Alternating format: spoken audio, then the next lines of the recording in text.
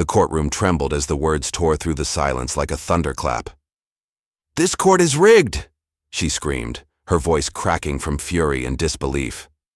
The audience froze, some half smiling, others wide-eyed, because they knew what she clearly didn't. Those 4 words had just signed her social and legal death warrant. Karen Montgomery, a woman who had bulldozed her way through life with sheer volume and arrogance, had made the one mistake you never make in Judge Judy's courtroom, challenging the authority of the law itself.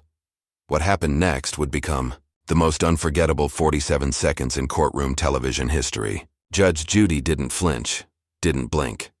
She simply leaned forward, eyes locked on the plaintiff who was still trembling with rage. What followed wasn't a trial. It was a televised dissection of entitlement, and before it ended, Karen's voice, once loud enough to rattle the walls, would fall to nothing but a whisper. Stay till the end, because this meltdown didn't just go viral, it redefined what happens when arrogance meets judgment. Karen Montgomery wasn't just any plaintiff. She was a walking storm cloud of entitlement, wrapped in pastel blazers and self-righteous fury. For years, she'd built a reputation in her small suburban town as the woman who always needed to win.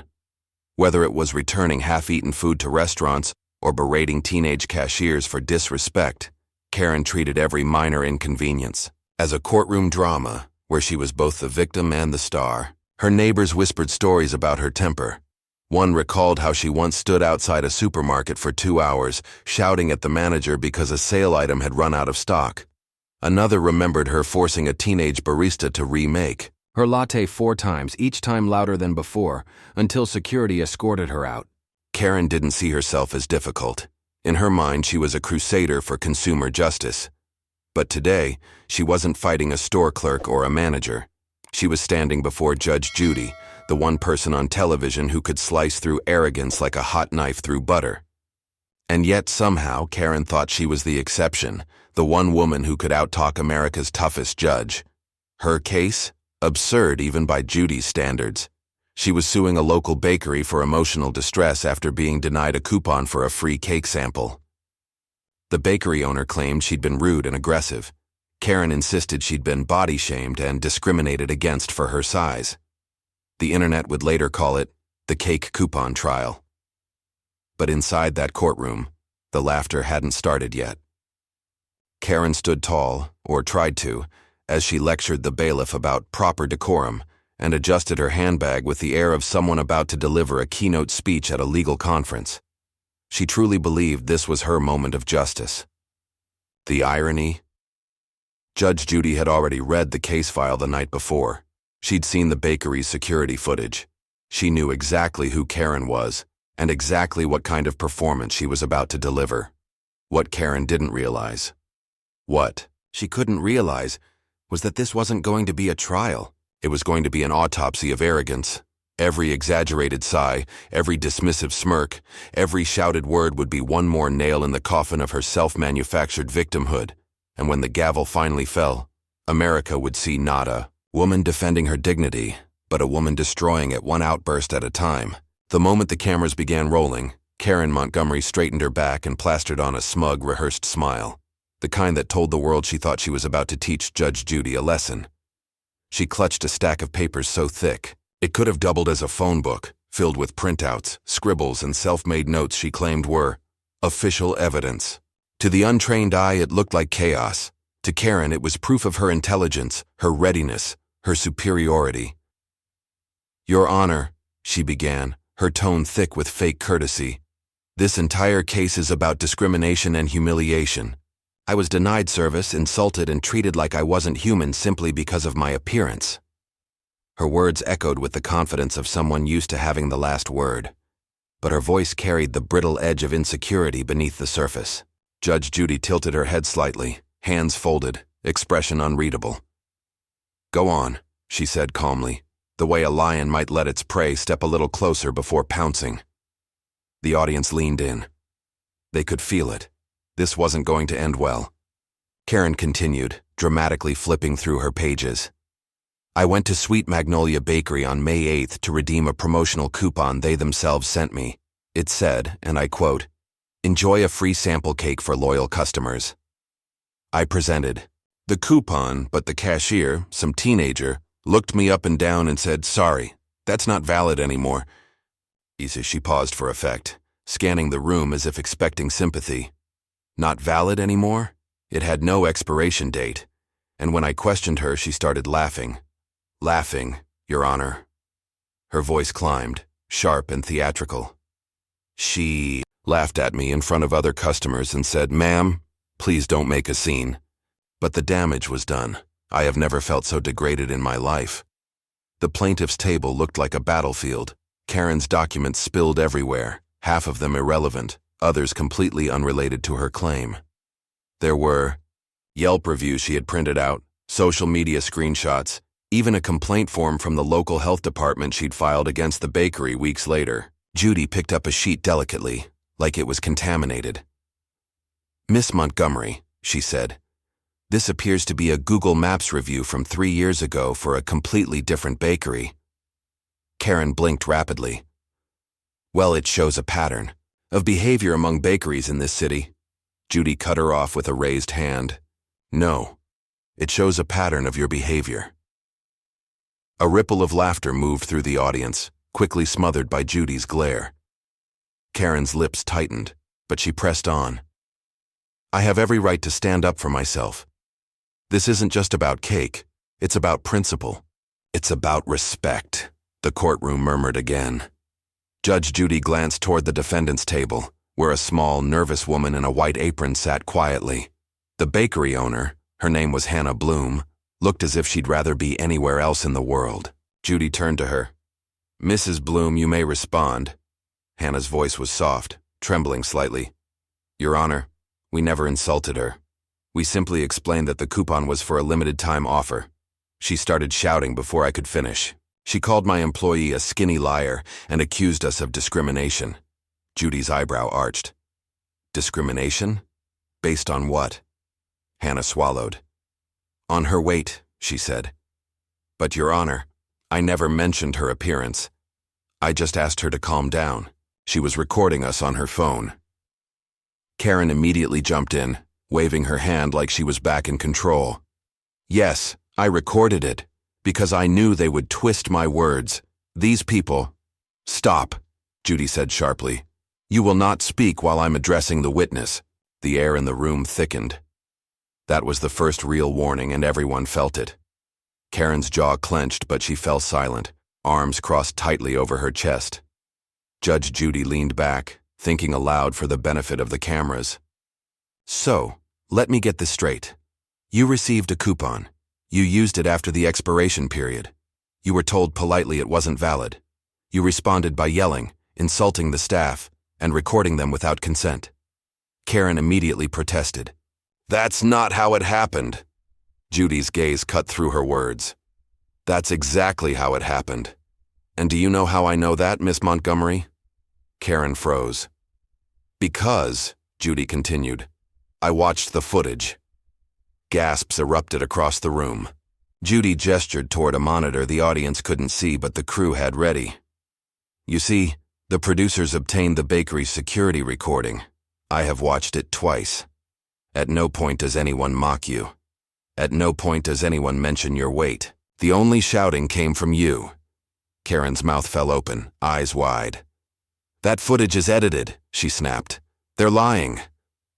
Judy's tone stayed measured, but her words carried steel. "Do you know how many people have said that to me over the years? Everyone who loses." The audience chuckled quietly. Karen turned scarlet. Her voice rose again, desperate now.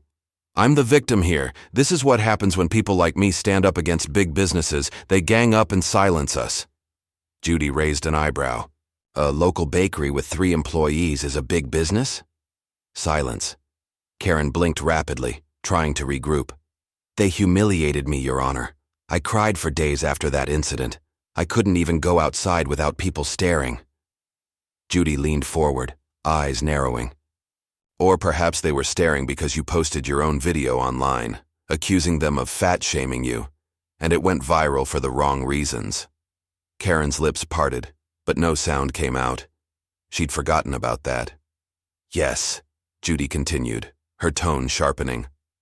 The video you uploaded where you can be heard shouting at the cashier, calling her a malnourished liar and threatening to shut the place down. That's your voice, correct? Karen hesitated, her eyes darting nervously around the room. It was taken out of context. Judy gave a small, humorless laugh. Of course it was. Then, turning to the audience, she added, "It's amazing how often context disappears right after accountability shows up." The gallery erupted in quiet applause before Judy silenced them with a glance. Karen's entire demeanor was unraveling now. Gone was the confidence that carried her through countless confrontations. Her voice trembled as she tried to pivot back to her script. "Regardless, Your Honor, I suffered emotionally. I have a doctor's note."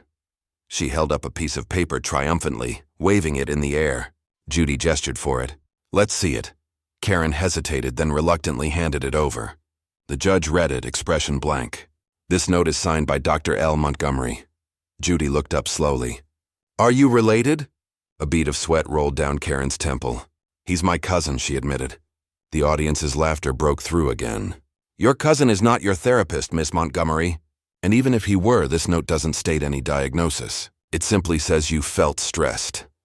For the first time, Karen's confidence cracked visibly. Her breathing quickened, and her voice softened. "But it wasn't fair," she whispered. "They embarrassed me." Judy's reply came swift and cold. "Fairness isn't about feelings, it's about facts. And the facts say you started the fight, you filmed the fight, and you published the fight.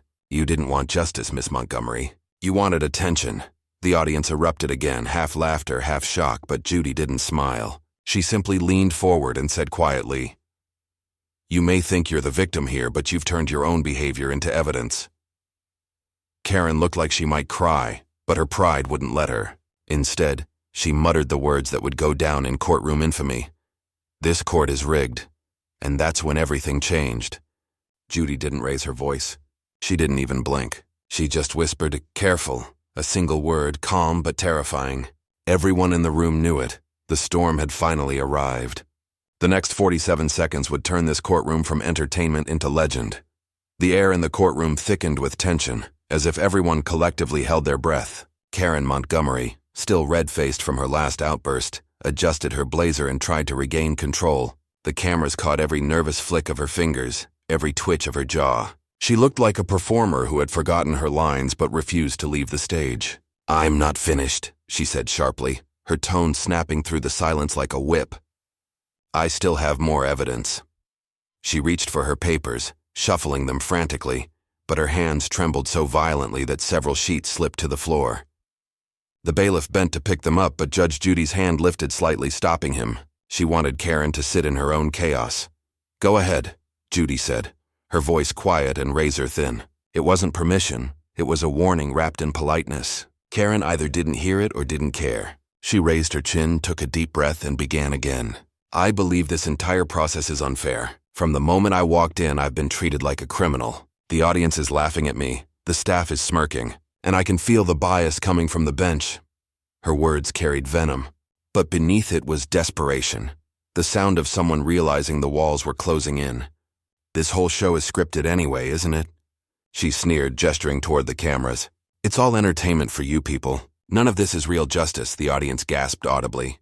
Even the bailiff, who had seen every possible variety of courtroom meltdown, looked momentarily stunned.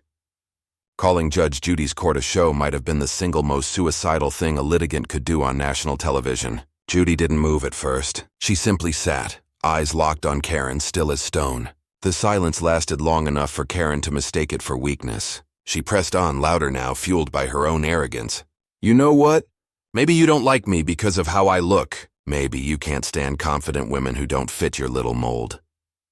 Her voice rose to a shrill pitch, echoing off the wood-paneled walls. "You're just like the rest of them, Judge. Another hypocrite hiding behind a robe." That was the spark. The entire courtroom could feel it, the shift in energy, the calm before the detonation. Judy's expression didn't change, but something in her posture did. She sat up straighter, folded her hands, and stared at Karen with the kind of calm that made grown attorneys break into cold sweat. When she finally spoke, her tone was soft enough to make everyone lean in. "Did you just accuse this court of being biased?" she asked. Karen hesitated, realizing too late what she'd said. I I'm just saying it doesn't feel fair, she stammered. But Judy wasn't going to let her retreat. No, Miss Montgomery. You said this court is rigged. You accused me on record of running a sham courtroom. Is that your statement? Karen froze, caught in her own web of pride. Backing down would mean admitting she was wrong. So she did what she always did. She doubled down. Yes, she spat. That's exactly what I said. This court is rigged. The collective gasp from the gallery sounded almost rehearsed, like a wave crashing against the walls. Judy's lips curved into something between a smile and a grimace. Well, she said quietly, at least we're finally being honest. The tone was deceptively calm, but anyone who had ever watched her show knew what it meant. It was the tone she used moments before dismantling someone's ego piece by piece. She leaned forward, resting her elbows on the bench. Tell me, Miss Montgomery, she said, what part of this court is rigged? The evidence you brought? The video that exposed your behavior? The doctor's note you faked? Or is it that you don't like the result because it doesn't revolve around your feelings? Karen opened her mouth to speak, but Judy's voice sliced through her attempt like a blade. Be very careful with your next words, she warned. The courtroom went deathly silent again. You could hear the faint hum of the lights above, the rustle of camera cables, even the shallow breathing of the audience. Karen shifted in her seat, her defiance fading into unease. I just meant no, Judy interrupted. You meant exactly what you said. You called this court rigged because you didn't get your way. You insulted this process because it didn't bend to your ego. She leaned even closer, her voice dropping to a low, dangerous register. That, Miss Montgomery, is the difference between someone seeking justice and someone throwing a tantrum. For the first time since the trial began, Karen didn't have a comeback. Her lips quivered, her hands fidgeted, and her gaze darted between the cameras and the audience, searching for support that wasn't there. The power she'd walked in with was gone, replaced by the heavy weight of humiliation. Judy didn't move, didn't blink, didn't raise her voice. She simply let the silence hang there, long enough for Karen to feel its full gravity. Then, with a tone so calm it was almost surgical, Judy said, Let's proceed. I want everyone watching to see what happens when emotion meets evidence. The camera zoomed in on Karen's face, pale, tight, and trembling. The woman who had accused a courtroom of corruption was about to learn that integrity doesn't need to shout. It simply waits for the truth to do its work. And in Judge Judy's courtroom, truth was a weapon. There was a beat of silence so long and deliberate that even the cameras seemed to hesitate. Judge Judy's eyes didn't leave Karen's for a single second. It was as if time itself was holding its breath, waiting for judgment to fall. Then, in that quiet, Judy spoke 4 words that would define the next 47 seconds of courtroom history. Let's talk about truth. Her tone was measured, but beneath it was the kind of power that could shake foundations. You've accused this court of being rigged, so let's see if your truth can survive the evidence. The countdown had begun. The energy in the room shifted. Audience members leaned forward. The bailiff subtly straightened his stance, and Karen, oblivious to her impending ruin, crossed her arms like a defiant child about to be scolded. First, Judy began, her voice carrying a quiet authority that made even the walls listen. You brought documents you claim prove discrimination. Let's review them together. She reached for the pile of papers on the plaintiff's desk, holding up one sheet at a time with surgical precision. This complaint form you filed, addressed to the National Commission for Bakery Bias, not a real organization. A ripple of laughter moved through the audience. Judy continued unflinching. This letter from your legal advisor? He's a YouTube personality who hasn't passed the bar exam anywhere on this planet. Another wave of restrained amusement filled the room. And this last one, the so-called medical note that you claimed proves emotional trauma. It's handwritten by your cousin, who conveniently shares your last name. Are we starting to see a pattern, Miss Montgomery? Karen's jaw tightened, but she said nothing. Judy wasn't done. She set the papers down and leaned forward, eyes sharp enough to pierce steel. You know what I find fascinating? She asked. People who scream the loudest about fairness are usually the ones trying hardest to twist it. Karen blinked rapidly, her confidence evaporating by the second. Judy's voice grew quieter, and somehow even more terrifying. The moment you walked into this courtroom, you believed the world owed you something. You thought your volume could replace evidence. You thought your outrage could rewrite the facts. But this isn't social media, Miss Montgomery. This is a court of law. The seconds ticked away as Judy's dismantling grew more deliberate, more devastating. She wasn't shouting. She didn't need to. Every syllable hit like a gavel strike. "Here's the reality you can't handle," Judy said, leaning in close enough that the microphone caught every controlled breath. "You came here looking for validation, not justice. You wanted to turn your tantrum into a televised victory. But instead you turned it into a confession." Karen's face was drained of color. "A confession," Judy repeated, "that you were never a victim. You were the aggressor." The audience was spellbound. The infamous 47 seconds were nearly up. Karen's eyes glistened, her lips trembling as if her body finally understood what her mind refused to accept. Judge Judy straightened in her chair, her voice soft but absolute. "Now that we've established the truth," she said, "let's establish the consequence." The last second ticked. The countdown was over. The explosion that followed would echo through television history. But for Karen Montgomery, it was the moment she realized that justice doesn't need volume, it just needs time. Judge Judy's expression never changed, but her tone deepened into that cold, surgical calm that always signaled one thing. The dissection was about to begin. Karen Montgomery sat frozen, her earlier fury now replaced with a wide-eyed disbelief. She had wanted attention, and now she had it. Millions of eyes watching as her credibility unraveled in real time. Judy folded her hands together and spoke with quiet precision. "Let's start with something simple. You've accused this bakery of discrimination, you've filed false paperwork, and you've lied under oath. Do you understand the seriousness of that?" Karen swallowed hard, her lips barely moving. "I didn't lie," she muttered. Judy tilted her head slightly like a predator studying its prey. "You didn't lie?" she repeated softly.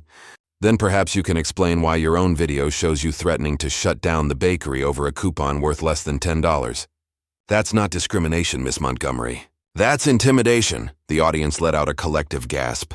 Karen tried to recover, reaching for her papers as if the pile of crumpled printouts might somehow save her. "That video was edited," she shouted. Judy's eyes narrowed. "Edited by who? The bakery? The government? The Illuminati?" The courtroom burst into laughter. Judy waited for the noise to subside before leaning forward again. "You see, Miss Montgomery, this is what happens when people live in a world where consequences are optional. You think you can twist the truth until it fits your comfort. But in my courtroom, the truth doesn't bend. It breaks people who try to fake it." Karen's eyes filled with tears, but Judy didn't soften. "You came here claiming emotional damage," she said. "You wanted $5,000 for embarrassment. Let me make something clear. Embarrassment isn't something people do to you. It's something you do to yourself." Her words hit like bricks. Karen's head dropped, but Judy wasn't finished. "You call this court rigged. You call me biased. Yet every single piece of evidence points to one truth. You humiliated a young cashier, lied about it, and now you're sitting here, angry because the world finally stopped listening to your noise." Judy's voice sharpened as she delivered the final blow. "Do you know what real discrimination looks like, Miss Montgomery? It's not a bakery refusing to honor an expired coupon. It's people who suffer because of who they are, not what they demand. You turned your inconvenience into a crusade, and now you're shocked that no one's marching with you." Karen's breathing grew shallow. The once loud voice that had filled the courtroom was now reduced to silence. The only sound was the steady rhythm of Judy's verdict approaching like thunder. Judy leaned back, her words slower now, deliberate. "You said this court is rigged?" "No, Miss Montgomery. What's rigged is your view of reality. The truth doesn't revolve around your feelings, and justice doesn't answer your pride." She paused just long enough for the words to settle. "So let me return the favor. Here's my ruling." The gavel hadn't even struck yet, but the sentence was already written across Karen's face. She sat motionless, her pride deflating under the weight of the truth. Judy looked at her one last time, her voice low but firm. "You wanted your day in court. Congratulations, you got it. And now the entire country will remember it, for all the wrong reasons." The gavel came down with a sharp crack that echoed through the silence. The moment it hit, Karen flinched. The same woman who had accused the system of bias, who had shouted at the cameras, who had tried to twist the narrative into her favor, now sat speechless, defeated not by the system she hated, but by the truth she couldn't outrun. The gavel's echo faded, but the weight of Judge Judy's words hung in the air like smoke that refused to clear. The courtroom sat in stunned silence, every spectator frozen in their seat, processing the humiliation they had just witnessed. Karen Montgomery blinked rapidly, her breath uneven, as though her mind was scrambling to rewrite what had just happened. But there was no saving it. She had accused the most feared judge on television of bias, and now she was sitting in the ashes of her own arrogance. Judy removed her glasses and placed them gently on the bench. Her voice softened, not out of mercy but clarity. "Miss Montgomery," she began, "you came into this courtroom demanding respect. But you forgot one thing. You must first give it." The tone was calm, even maternal, but beneath it pulsed something ironclad. "You've spent so long convincing yourself that the world is against you that you've become your own enemy. You wanted justice, but what you truly wanted was attention. Unfortunately for you, justice and attention don't share a stage." Karen sat slumped, her once defiant shoulders caving inward. She murmured something under her breath, but the microphones caught it. "I just wanted to be heard." It wasn't anger this time. It was a defeat. Judy nodded slightly. "And you were." Loudly. "But being heard doesn't mean being right." The audience erupted in murmurs again, a mix of pity and satisfaction. It was the perfect punctuation to a public undoing that no one would forget. Then Judy leaned forward, her tone changing from reflective to judicial. "Here is my verdict," she said firmly. "The court finds in favor of the defendant. The bakery owes you nothing. Not a dime, not an apology, not another second of their peace." Karen's eyes widened as if the final nail had been driven into her case. "In addition," Judy continued, "you are ordered to pay court costs for wasting the time of this bench and this staff. Consider your first and last warning about abusing the legal system for personal spectacle." Karen's lips parted, trembling, as if she wanted to argue, but she couldn't. The words wouldn't come. The reality of what had just unfolded on national television finally landed. She had not only lost her case, she had lost her reputation, her composure, and her manufactured image of moral superiority. Her face reddened, not from anger this time, but from shame. She turned slightly toward the audience, as if searching for a sympathetic glance, but all she met were cold stares and the faint, unforgiving glare of the studio lights. Judge Judy's final words were softer now, almost reflective, but they struck harder than anything she had said before. "There is nothing more dangerous than self-righteousness without self-awareness. You came here to prove the world wrong, and instead, the world saw who you really are. Case dismissed." The gavel came down one last time. Final. Absolute. Karen didn't move. The bailiff gestured toward her papers still scattered across the table, but she didn't gather them. Instead, she stared at the floor, blinking back tears that refused to fall. The woman who once screamed that the court was rigged now sat in a silence of her own making. The audience began to stir, whispers spreading like wildfire. "That's going viral," one woman muttered under her breath.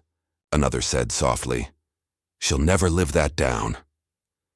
Judy rose from her seat, her robe swaying slightly as she exited the bench. No dramatic flourish, no final glare, just quiet authority, the kind that needed no applause. The camera caught Karen's face one last time before the credits rolled, pale, broken, and utterly speechless. And in that image, the moral wrote itself. When arrogance challenges truth, it always loses the argument. The courtroom emptied slowly, but the echoes of what had happened refused to fade. Within hours, the clip was everywhere. Twitter, YouTube, TikTok, Facebook, each platform lit up with the same headline: "Woman screams, 'This court is rigged.' Judge Judy ends it in 47 seconds." Millions watched, shared and replayed the moment when arrogance met its reckoning. Comment sections filled with lines like, "Judy didn't even raise her voice," and "That's what real justice looks like." Even those who had never seen a full episode of Judge Judy before suddenly knew who Karen Montgomery was, and not for the reasons she'd ever wanted. The bakery at the center of it all, Sweet Magnolia, became a national symbol overnight. Customers flooded in, leaving notes that read, "Justice tastes sweet," and for Hannah Bloom, the woman who stayed calm. Their sales tripled in a week, and the humble cashier Karen once mocked was interviewed on national TV for her composure. Meanwhile, Karen deleted her social media accounts one by one, trying to escape the storm she had summoned. But it was too late. The internet has a long memory, and an even longer appetite for poetic justice. Judge Judy's closing words played on loop across platforms. "There is nothing more dangerous than self-righteousness without self-awareness." People quoted it, stitched it, and turned it into a viral mantra. Some wrote essays about it, others made memes. But everyone agreed on one thing.